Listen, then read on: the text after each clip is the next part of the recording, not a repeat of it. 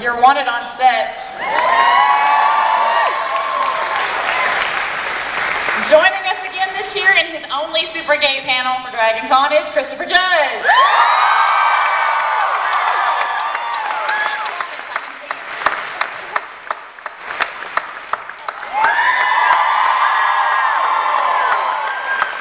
Corin Nemec.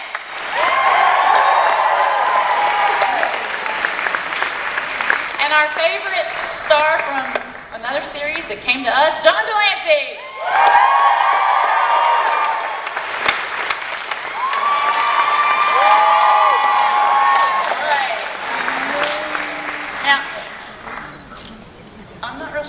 Hold on one second. Yeah, we should put John in the center. He's going to get the most questions, I think.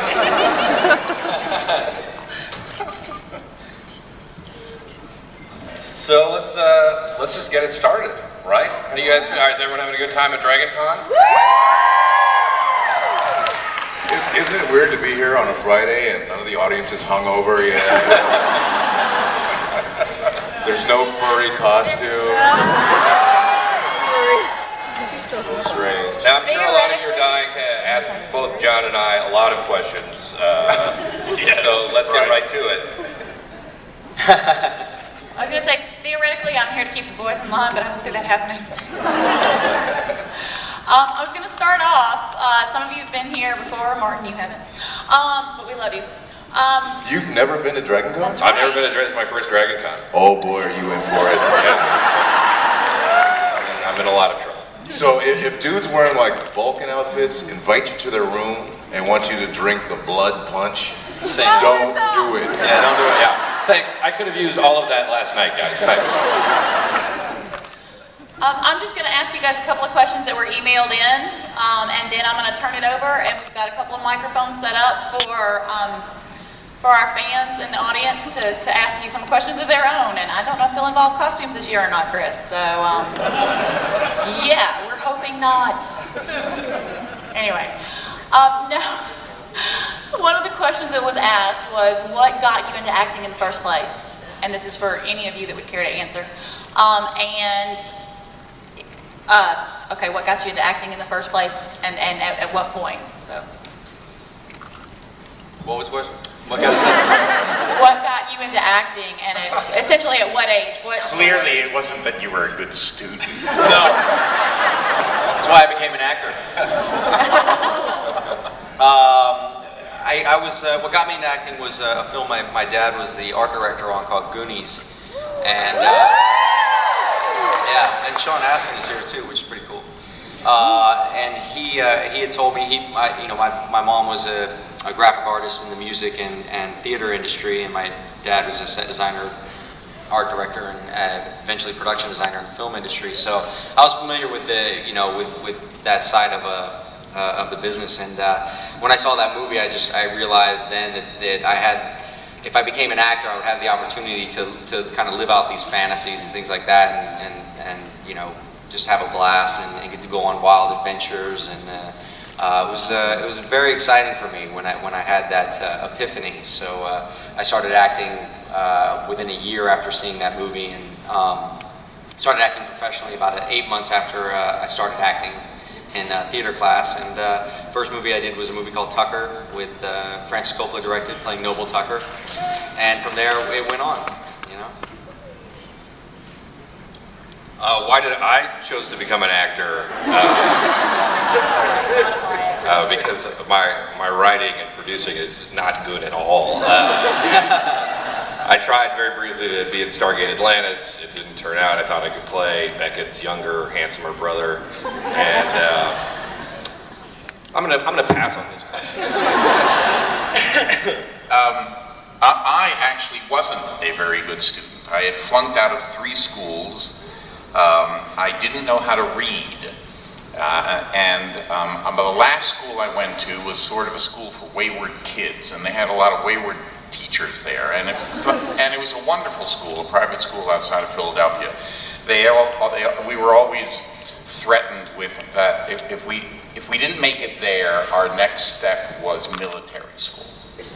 And one day, Mr. Biddle, who was, when I was about 14 years old, Mr. Biddle came into class, 14 or 15, and he threw at me a book, and it was Henry V.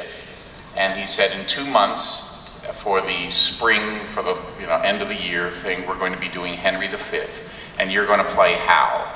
And I learned the lines with great difficulty, and I played Hal, and it was the first time I was good at anything in school. And so I began to just pursue it. So I've sort of, that's how I became an actor.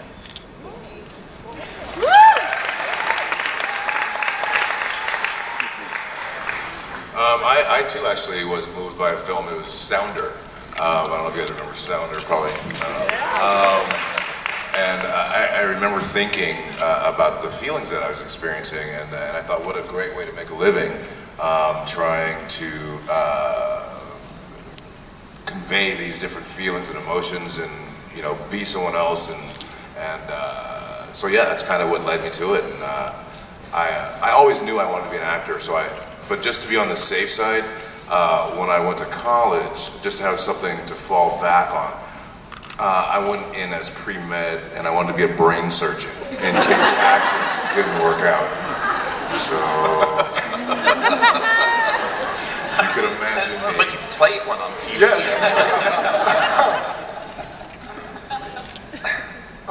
It's a two-part answer, really. When I was 7 years old, I had a neighbor who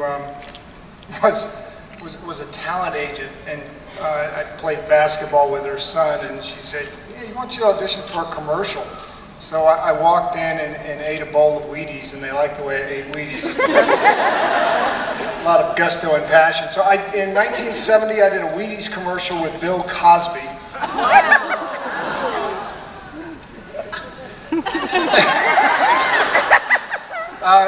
And so from that point on, I did not want to be an actor. I had an aversion to Wheaties after 18 bowls of Wheaties. I thought you were going to say an aversion to black guys.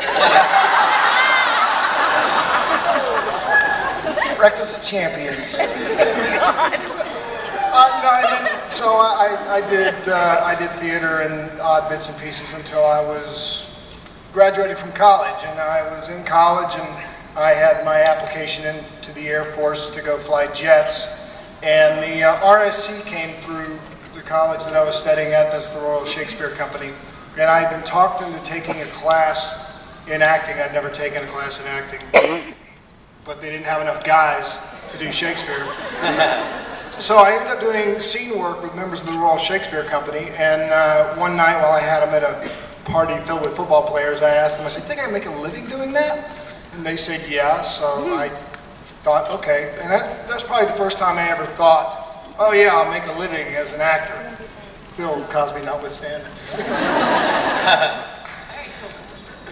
Okay, one other question. Joe put it. Go ahead.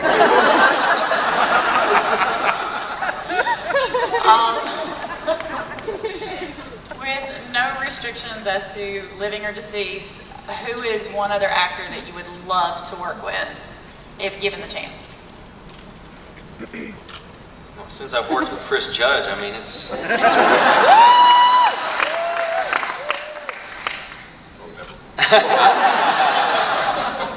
Basil Rathbone.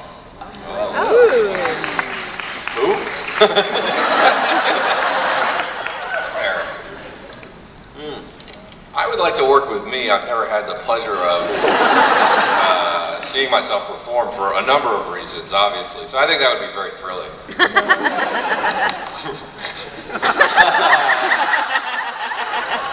There's just so many places to go with So that. many. So many places. Yeah, like he's never worked with himself before.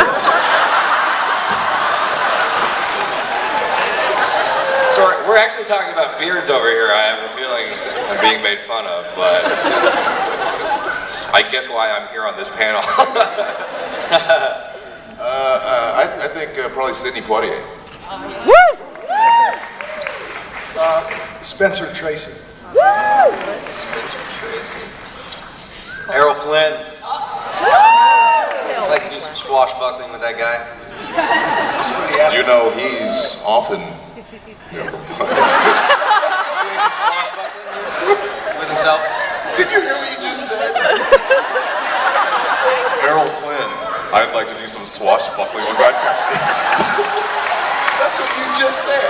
I did. It came out of my mouth. So to speak. And on that note, we have 2 lines of people waiting to ask you other questions.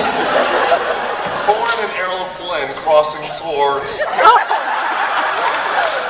know what that means.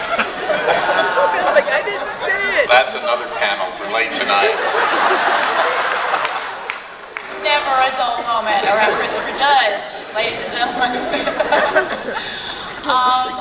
That's right up there with the furry thing. That's you and Errol Flynn swashbuckling. I really look forward to being mailed all that fanfic now. That's going to be fascinating. For your immediate attention, sir. All right. I get to talk again. I think our first question, is right over here. This is for Ben Browder. What was it like going with working in Claudia on Farscape as Aaron and then to Vala on Stargate? So the question was, what was it like working with Claudia on Farscape and Stargate? The difference. The difference. The difference was all Claudia. I mean, she did such a magnificent job creating such a different character, and the writers supported everything insane that Claude wanted to bring to Vala, as we did as well. It was kind of like one of those wind-up toys where you just let it go.